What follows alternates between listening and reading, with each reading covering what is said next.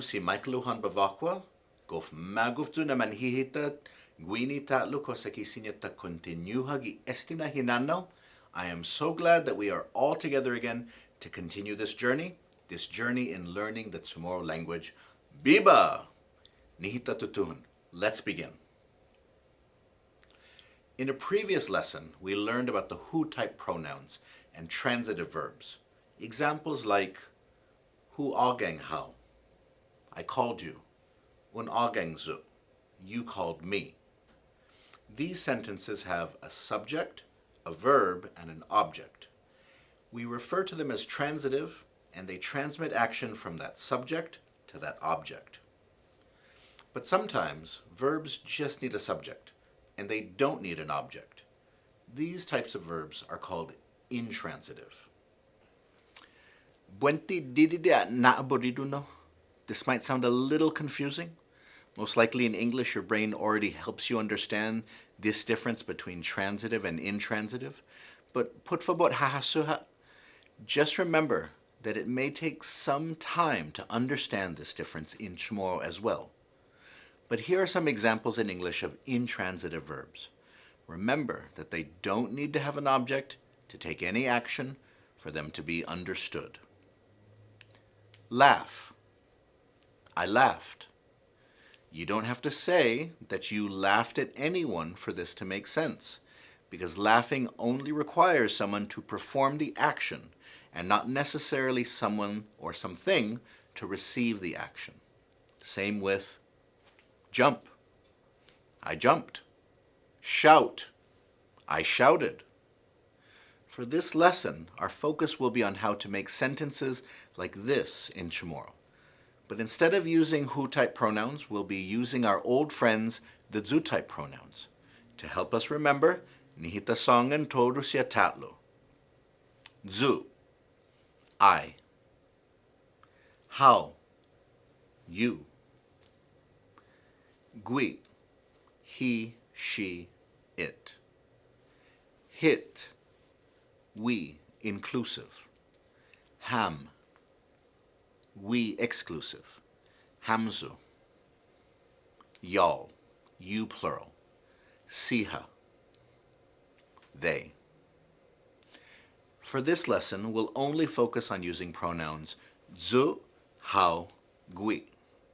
In the next lesson, we'll be focusing on the others when we talk about the man pluralizing prefix.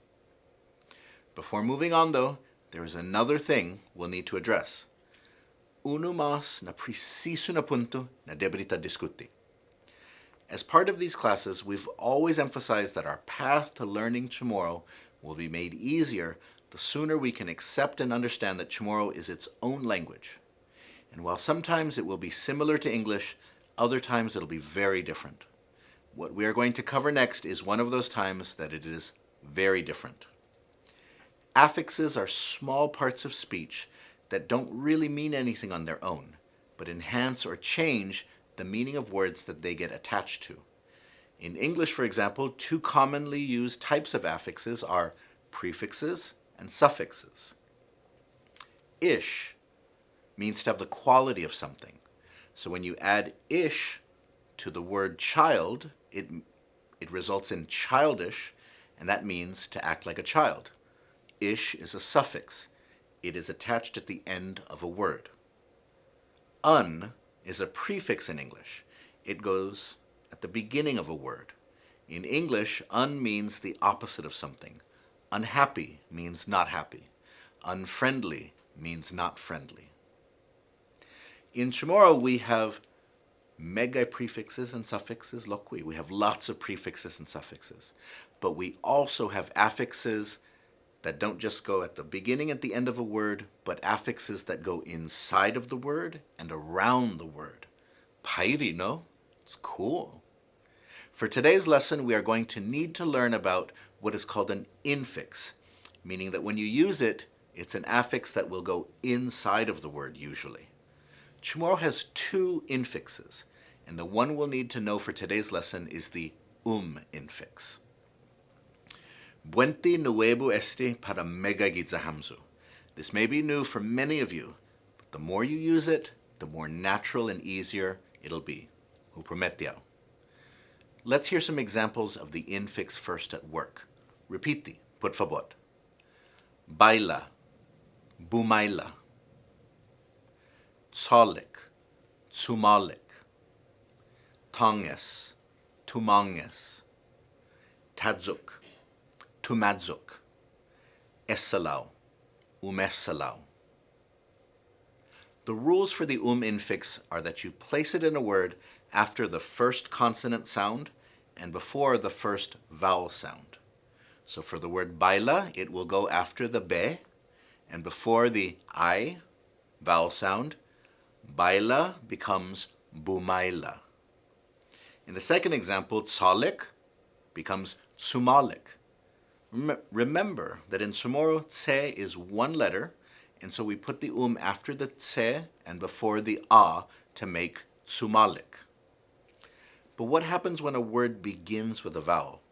We see in the example of esalau that we simply put the at the beginning of the word and say umesalau. Hafana importante esti. Why is this important, you might ask? In the same way in which in English you should change jump to jumped, you have to do the same in CHamoru. Conjugate the verb so it fits within CHamoru grammar. One of the ways you conjugate these verbs in CHamoru is to add in the infix. So let's look at some sentences and how we would say them in English and then how we would say them in CHamoru. I danced. Bumailadzu. You laughed. Tsumalikau. He, she cried. Tumangesgui. I jumped. Tumadzugzu. You shouted. Umessalauhau. Take note, the syntax here has changed once again. In English, you put the subject first, I, and then the verb danced. But in CHamoru, we'll put the verb first, bumaila, and then the subject after, zu. One more note, and hutungo esta mega na notes na para esta leksyon. One more note before we move on to the practice portion, and that is that these sentences in their most basic form will be past tense. Hoy. Like young navigators, we are slowly being edged into deeper and deeper waters. Hafatatat manu how? How are you doing? Mamalika. Some of the terms, like intransitive, might seem weird to you, but always remember that the more you practice, the more you can see these concepts in action, the more sense they will make. Huprometi how. Nihitafam praktika. Let's do some practice. We've already learned some of the vocabulary for today. Let's practice saying them again and with the infix in them. Baila, bumaila. Tsalik, tsumalik. Tonges, tumanges. Tadzuk, tumadzuk. Essalau, umesalau. To begin, we'll be talking about ourselves and use I or zu for our sentences. Bumailadzu, I danced. Tsumalikzu, I laughed. Tumangesu, I cried. Tumadzukzu, I jumped. Umesalaudzu, I shouted. Now, let's use ko or kau, as we have before, to turn our sentences into questions. Ko bumailahau, did you dance? Ko tsumalikhau, did you laugh? Ko tumangeshau, did you cry? Ko tumadzukgui, did he or she or it jump? Ko umesalaugui, did he, she, or it shout? Are you getting more used to using the infix? Once you become fluent, it'll be natural to use it, and you won't even have to think about it. You'll be saying words like basketball, bumasketball, shopping, shumopping. Now, let's practice providing some Hungan responses, and in our responses we will be adding a prepositional phrase using gi to locate the action of the sentence. Listo? Ko bumailahau? Did you dance? Hungan bumailadzу gigiput bonito. Yes, I danced at the party. It's nice. Ko tsumalikau? Did you laugh? Hungan tsumalik zugi movie. Yes, I laughed in the movie. Gofnatzelik. Very funny. Ko tumangishau? Did you cry? Hungan tumangisu gigimadzuus. Yes, I cried in the church. Ko tumadzukgwi? Did he, she, or it jump? Hungan tumadzukgwi giholumtano. Yes, he, she, or it jumped in the jungle. Ko umesalaugwi? Did he, she, or it shout? Hungan umesalaugwi gi escuela. Yes, he, she, or it shouted at the school. All right, Pagu, instead of using pronouns in our questions, for the next few sentences we are going to use people's names.